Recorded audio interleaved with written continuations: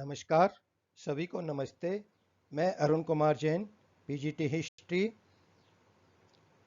ये video class 12th history इतिहास के चैप्टर नंबर थीम 6 भक्ति सूफी ट्रेडिशंस, धार्मिक विश्वासों में बदलाव और श्रद्धा ग्रंथ, लगभग 8वीं से 18वीं सदी तक के।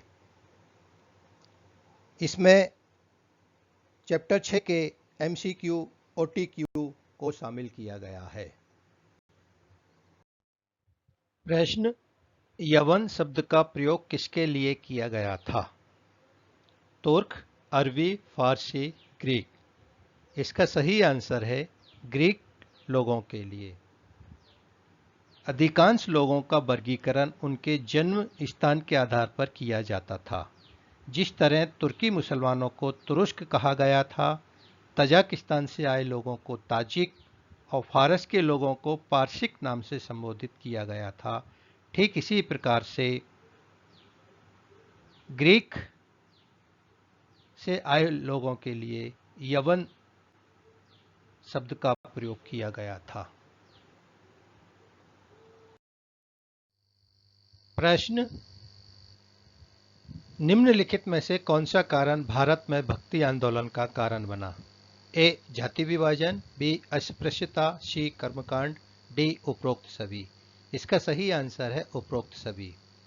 भारत में जो भक्ति आंदोलन हुआ था उसकी उत्पत्ति और विकास के बहुत से कारण हैं। इन कारणों में जो प्रमुख कारण है वो है इस्लाम धर्म का प्रभाव, मुस्लिम धर्म का खतरा, हिंदुओं पर अत्याचार, मुस्लिम आक्रमण, हिंदू धर्म की बुराइयां। हिंदू धर्म में जो अनेक कुरीतियां थीं, व्यर्थ के रीति रिवाज थे, अंधविश्वास थे, इसके निवारण के लिए धर्म सुधारकों एवं संतों ने भक्ति आंदोलन शुरू किया। अतः इसका सही आंसर होगा उपरोक्त सभी। क्वेश्चन: नैनार और अलवार संत के बारे में कौन कौन से कथन सत्य हैं? कथन है: नैनार और अलवार संत तमिलनाडु के थे। नैनार और अलवार संत शिव और विष्णु के भक्त थे। नैनार और अलवार संत तमिल में अपने इष्ट देव की स्तुति में भजन गाते थे। ऑप्शन है सभी कथन सही हैं, सभी कथन गलत हैं, केवल कथन 1 और कथन 2 सही है, केवल कथन 2 और 3 सही है। इसका सही आंसर होगा उपरोक्त सभी। सभी कथन सही हैं।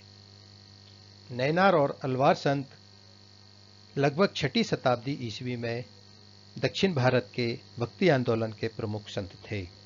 ये शिव और विष्णु की भक्ति में लीन रहते थे और अपने तमिल में इष्ट देव की स्तुति में भजन गाते थे। इसलिए इसका सही आंसर होगा सभी कथन सही है। प्रश्न है: अंडाल नामक स्त्री भक्ति संत किस भक्ति परंपरा से संबंधित है? नैनार, अलवार, वीरशैव, इनमें से कोई नहीं। इसका आंसर है अलवार। भक्ति परंपरा की एक प्रमुख विशेषता यह थी कि इसमें स्त्रियों की उपस्थिति थी। अंडाल स्वयं को विष्णु की प्रेयसी मानकर अपनी प्रेम भावना को छंदों में व्यक्त करती थी।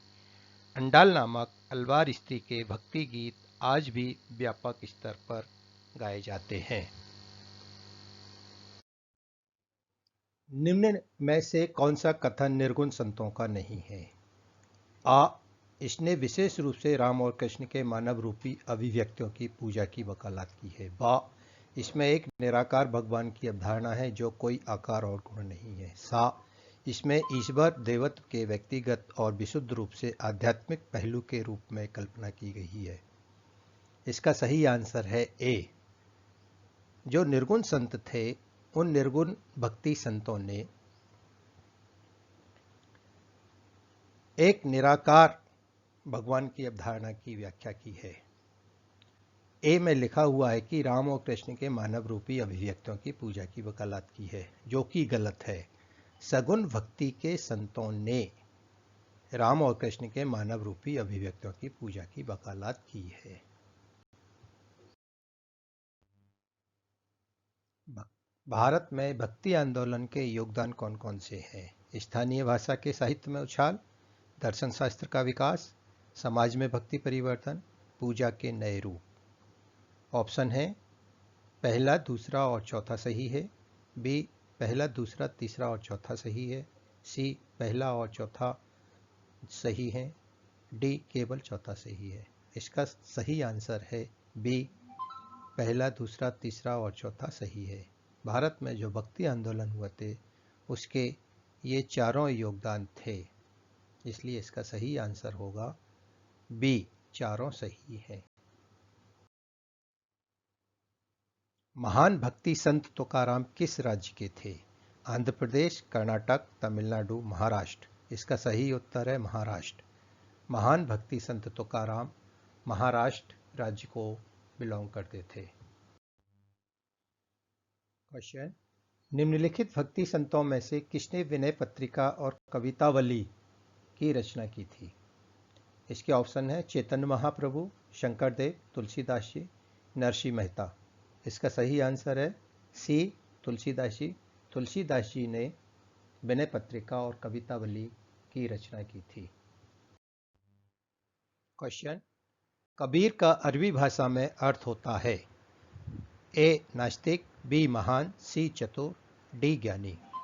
इसका सही आंसर है डी, ज्ञानी। कबीर का अरबी भाषा में अर्थ होता है ज्ञानी। प्रश्न, बाबा गुरु नानक देव जी का जन्म फिल इन द ब्लैंक हुआ था? Option A, Amritsar, B, Nankana Sahib, C, Ludhiana, D, Lahore. इसका सही आंसर है पंजाब के ननकाना साहिब में। बाबा गुरु नानक देव जी का जन्म 1469 ईस्वी में आज के पाकिस्तान के पंजाब के ननकाना साहिब में हुआ था, जो रावी नदी के निकट स्थित है। बाबा गुरु नानक देव के बाद गुरु पद पर कौन आसीन हुआ? Question, after Baba Guru Nanak Dev who occupied the post of guru? Option है गुरु अर्जुन देव, गुरु तेग बहादुर, गुरु अंगद देव, रंजीत सिंह जी। इसका सही आंसर है गुरु अंगद देव। बाबा गुरु नानक ने अपने अनुयायियों को एक समुदाय में संगठित किया, सामुदायिक उपासना के नियम निर्धारित किए, जहां सामूहिक रूप से पाठ होता था। उन्होंने अपने अनुयायी अंगद को अपने बाद गुरु पद पर आसीन किया।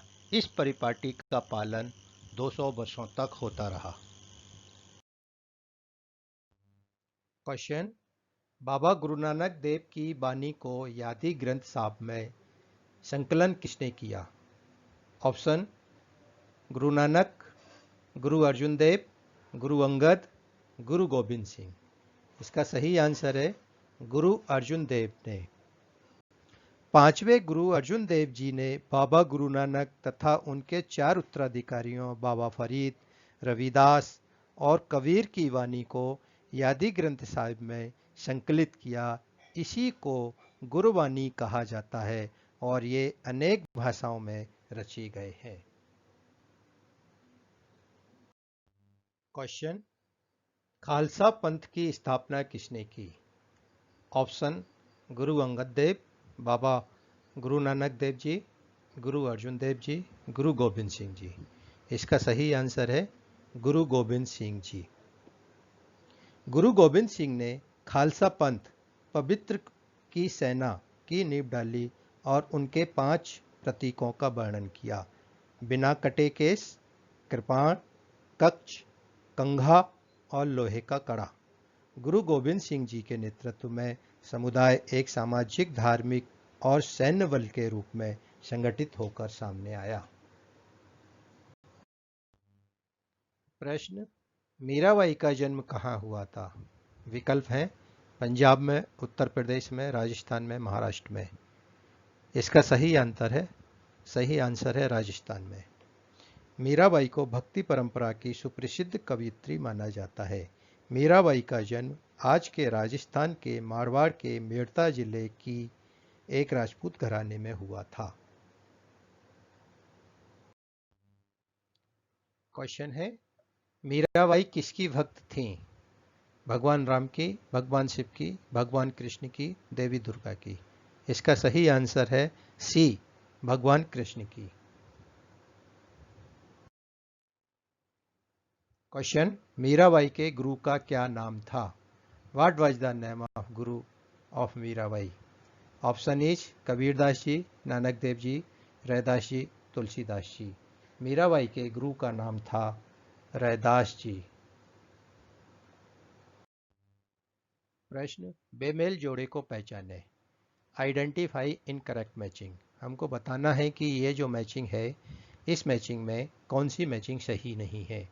पहली मैचिंग है कबीर निर्गुण, ख्वाजा मोइनुद्दीन चिश्ती, चिश्ती सिलसिला, वाशवन्ना लिंगायत, नैनार नाथपंथी। इसका सही आंसर है डी, नैनार नाथपंथी।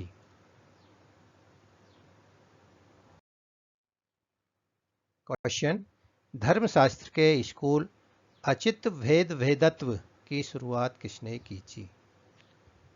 ऑप्शन है चैतन्य महाप्रभु, मीराबाई, तुलसीदास जी, सूरदास जी। इसका सही आंसर है चैतन्य महाप्रभु। प्रश्न है, निम्नलिखित भक्ति संतों में से किसने गुजरात में वैष्णव पंथ को लोकप्रिय बनाया? ऑप्शन चैतन्य महाप्रभु, नरसिंह मेहता, तुलसीदास जी, शंकरदेव। इसका सही आंसर है नरसिंह मेहता।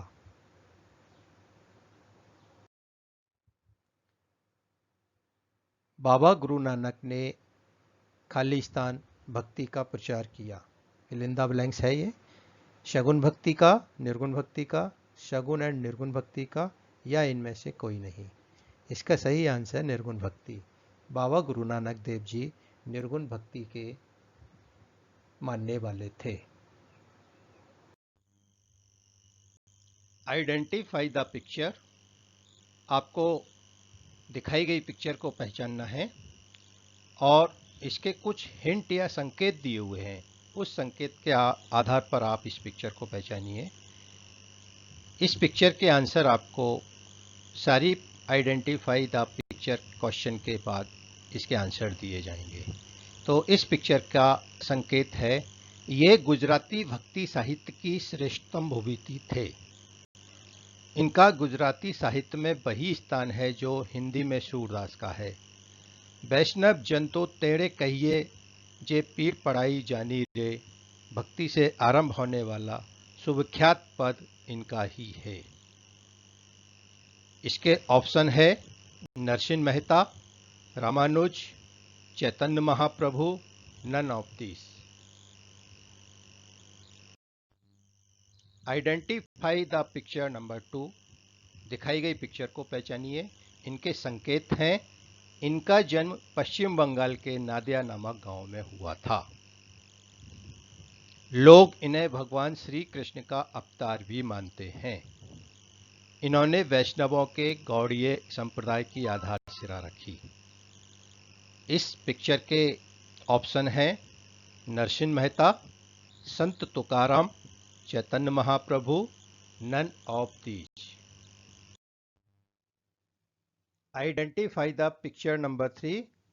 पिक्चर नंबर 3 देखिए और पहचानिए इसे। इसके हिंट हैं, इनका जन्म पुणे जिले के अंतर्गत देहू नामक ग्राम में सन 1598 ईस्वी में हुआ था। यह महाराष्ट्र के महान संत और कवि थे। यह रामदास व छत्रपति शिवाजी के समकालीन थे। इनके ऑप्शन है Narsinh Mehta, Sant Tukaram, Chaitanya Mahaprabhu, none of these. Answer, identify the picture. अभी आपको पिक्चर दिखाई गई थी, उस पिक्चर के आंसर हैं, पहली पिक्चर का आंसर है नरसिंह मेहता, दूसरी पिक्चर का आंसर है चैतन्य महाप्रभु और तीसरी पिक्चर का आंसर है संत तुकाराम। इस वीडियो लेसन को बनाने में प्रयुक्त कंटेंट, विषय वस्तु, टॉपिक को मुख्यतः एनसीईआरटी की पुस्तक से ही लिया गया है, लेकिन टॉपिक को विस्तार पूर्वक समझाने के लिए विभिन्न वेबसाइट, विकिपीडिया, ब्रिटानिका इत्यादि की भी मदद ली गई है। उम्मीद है थीम 6 भक्ति सूफी आंदोलन में शामिल सभी टॉपिक्स के OTQ MCQ आपको समझ में आ गए होंगे। धन्यवाद। थैंक्स।